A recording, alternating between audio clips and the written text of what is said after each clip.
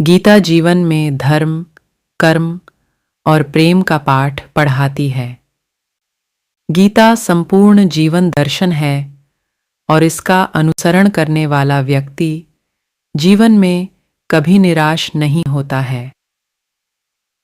गीता में श्री कृष्ण ने कहा है, श्री कृष्ण कहते हैं कि जीवन के सच्चे साथी दो ही हैं, एक अपना किया हुआ कर्म और दूसरा परमात्मा। शेष तो सब यहीं मिले हैं और यहीं बिछड़ जाएंगे। श्री कृष्ण कहते हैं कि हमेशा सही के साथ खड़े रहो, भले अकेले ही क्यों ना खड़ा रहना पड़े। गीता में लिखा है कि अपने बीते हुए कल को त्याग देना चाहिए, क्योंकि उसका प्रभाव आने वाले कल को दूषित करता है।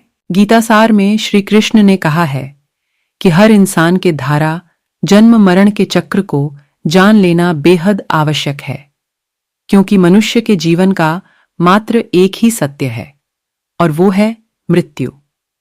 जिस मनुष्य ने इस दुनिया में जन्म लिया है उसे एक दिन इस संसार को छोड़कर जाना ही है और यही इस दुनिया का अटल सत्य है।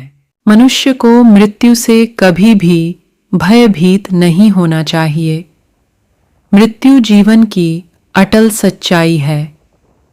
मृत्यु के प्रति भय ही मनुष्य के वर्तमान खुशियों को खराब कर देता है। इसलिए मन में किसी भी तरह का डर नहीं रखना चाहिए। श्री कृष्ण कहते हैं, शरीर नश्वर है पर आत्मा अमर है।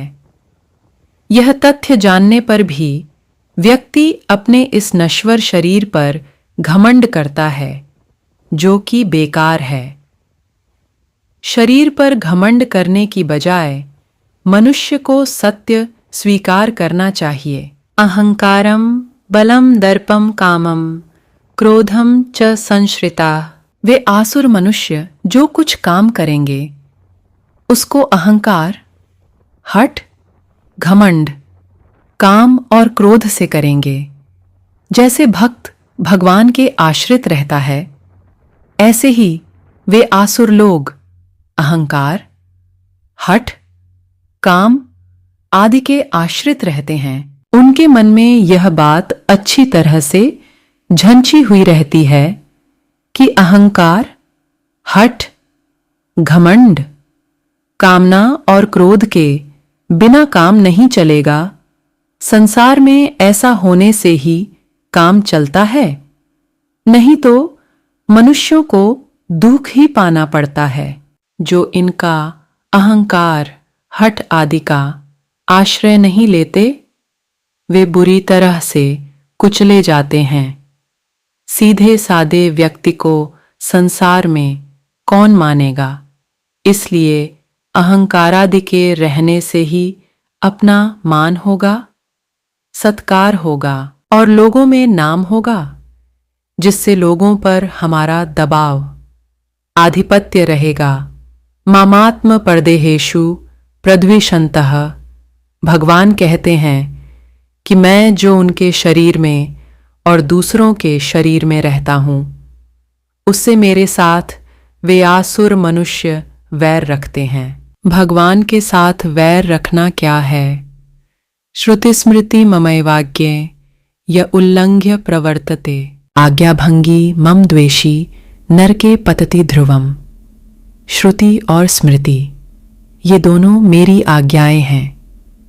इनका उल्लंघन करके जो मनमाने ढंग से बर्ताव करता है, वह मेरी आज्ञा भंग करके मेरे साथ द्वेष रखने वाला मनुष्य निश्चित ही नरकों में गिरता है। वे अपने अंतःकरण में विराजमान परमात्मा के साथ भी विरोध करते हैं, अर्थात हृदय में जो अच्छी स्फुरणाएं होती हैं, सिद्धांत की अच्छी बातें आती हैं, उनकी वे उपेक्षा तिरस्कार करते हैं, उनको मानते नहीं। वे दूसरे लोगों की अवज्ञा करते हैं, उनका तिरस्कार करते हैं, अपमान करते हैं, उनको दुख देते हैं, उनसे अच्छी तरह से द्वेष रखते हैं। यह सब उन प्राणियों के रूप में भगवान के साथ द्वेष करना है। अहंकार, बल, दर्प, काम और क्रोध के वशीभूत हुए परनिंदा करने वाले ये लोग अपने और दूसरों के शरीर में स्थित मुझ परमात्मा से द्वेष करने वाले होते हैं। आइए आज हम अहंकार से जुड़ी एक कथा सुनाते हैं, जिससे आपको पता चलेगा कि अहंकारी मनुष्य चाहे जितना अधिक शक्तिशाली क्यों न हो, उसका अहंकार उसे एक न एक दिन जमीन पर ला गिराता है। एक समय की बात है जब भगवान श्री कृष्ण ने अपनी पत्नी सत्यभामा को स्वर्ग से पारिजात वृक्ष लाकर दिया था। तब सत्यभामा को इस बात का अभिमान हो गया था कि वह सबसे अधिक सुंदर है और भगवान श्री कृष्ण की अति प्रिय रानी है। इसी प्रकार सुदर्शन चक्र ने जब इंद्र के वज्र को निष्क्रिय कर दिया, तब से उसे भी यह अभिमान हो गया था कि भगवान के पास जब युद्ध में कोई उपाय नहीं बचता है तो वह उसकी ही मदद लेते हैं। इसी तरह भगवान का वाहन गरुड़ जी भी यह समझने लगे कि भगवान मेरे बिना कहीं जा ही नहीं सकते, क्योंकि मेरी गति का कोई भी मुकाबला ही नहीं कर सकता है। भगवान श्री कृष्ण जानते थे कि उनके इन तीनों भक्तों को अहंकार हो गया है और इनका अहंकार नष्ट करने का समय आ गया है।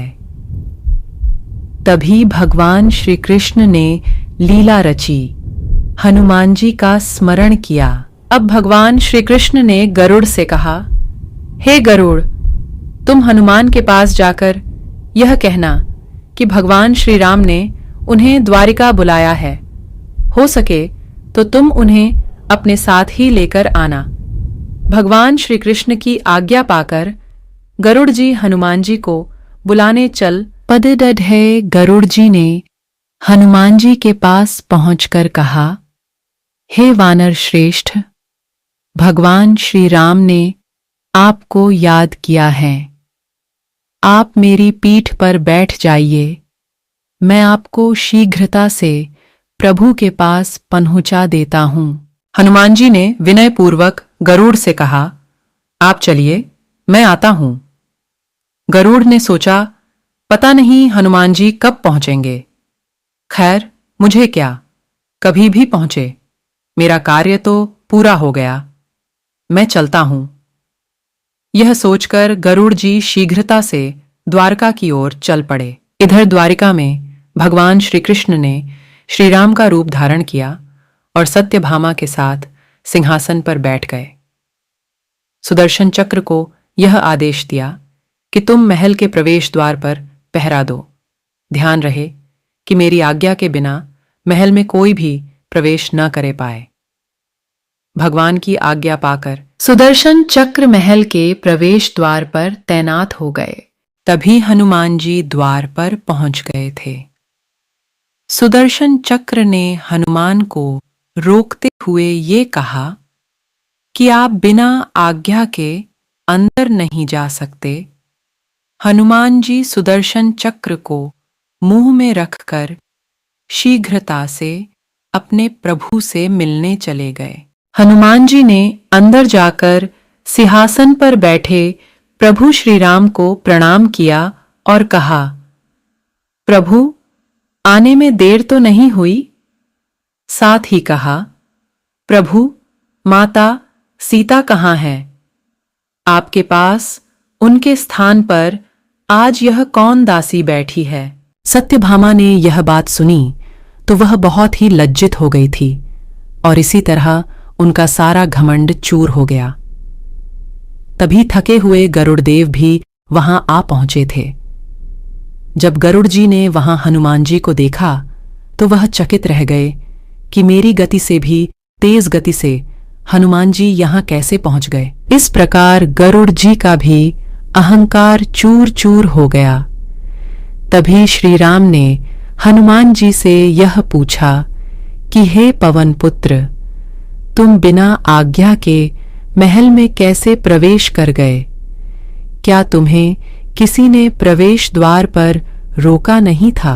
हनुमान जी ने कहा, मुझे क्षमा करें प्रभु। मैंने सोचा आपके दर्शनों में विलंब होगा, इसलिए इस चक्र से उलझा नहीं, उसे मैंने अपने मुंह में दबा लिया था। यह कहकर हनुमान जी ने मुंह से सुदर्शन चक्र को निकालकर प्रभु के चरणों में रख दिया। इस प्रकार सुदर्शन चक्र का भी सारा घमंड समाप्त हो गया था। अब तीनों के घमंड चूर हो गए थे। भगवान भी यही चाहते थे। सत्यभामा, गरुड़ और सुदर्शन चक्र ने कहा, प्रभु आपकी लीला अद्भुत है। अपने भक्तों के अहंकार को अपने भक्त द्वारा ही दूर किया। परमात्मा कभी अपने भक्तों में अभिमान रहने नहीं देते।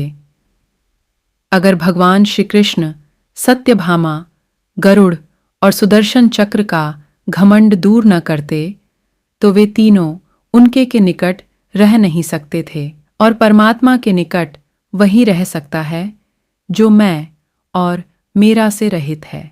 हनुमान जी प्रभु श्री राम के इतने निकट इसीलिए रह पाए क्योंकि न तो प्रभु श्री राम में अभिमान था, न उनके भक्त हनुमान में।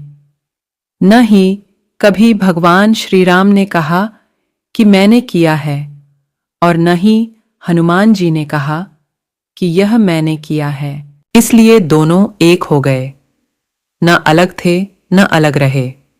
इसीलिए भगवान से जुड़े व्यक्ति में कभी अभिमान हो ही नहीं सकता। मित्रों, आमतौर पर हर किसी को अपने ऊपर अभिमान हो जाता है। ये अहंकार ही इंसान और भगवान से मिलन में सबसे बड़ी बाधा है। इसीलिए मंदिर में सदैव सिर झुकाकर आने का नियम बनाया गया है, ताकि हम अपने अहंकार को जान सके, क्योंकि भक्ति मार्ग का सबसे पहला कदम है अहम और अभिमान रहित जीवन। दोस्तों, आज की वीडियो कैसी लगी कमेंट करके जरूर बताएं, और वीडियो को लाइक और शेयर करना ना भूले। दोस्तों, मेरे चैनल को बेल बटन के साथ सब्सक्राइब ज़रूर कर लें, ताकि हमारे आने वाले वीडियो सबसे पहले आप तक पहुंच जाएं। दोस्तों, जिन प्यारे लोगों ने चैनल सब्सक्राइब कर रखा, उन सभी व्यूअर्स का तहे दिल से प्यार भरा आभार। वीडियो को पूरा देखने के लिए आपका बहुत बहुत धन्यवाद।